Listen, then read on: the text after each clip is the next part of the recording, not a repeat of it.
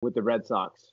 Do you have a cool story besides obviously being able to go to a World Yeah. Series? Yeah, sure. I'll tell you one. So we had a literal. My kids use the word literally all the time when it's not literally, but we had a literal diehard fan. Okay. Literal diehard fan. So we had a guy up in the stands, and the call signal for us is 13, is medical. So we'd hear over the radio. I heard security to bleachers. I forget which section it was, but security to section whatever in the bleachers. And I heard another one really quickly after that, like security to 7, whatever it was. And so there was a little bit of urgency. So I'm like, oh, something's going on.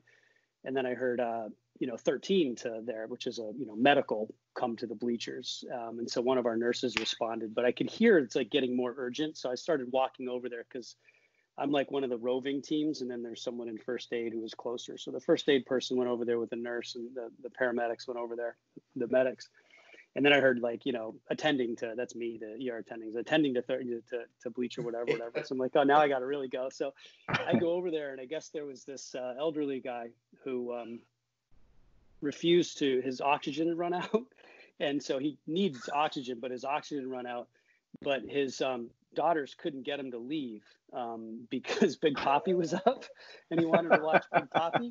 So he refused to leave, even though his oxygen was out and he was turning blue because Big Papi was up.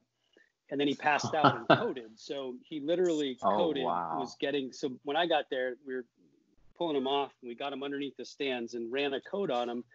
And fortunately, the other doc who was with me, it's normally like one of our residents, but that day, because she's a huge fan, it was an anesthesiologist.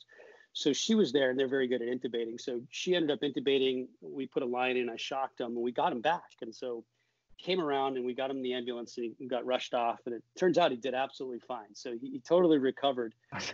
And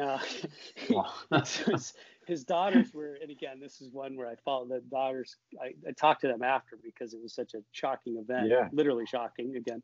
And so the daughters were talking to me, and they said he woke up, and the first thing he asked was, "Did Big Papi get a hit?"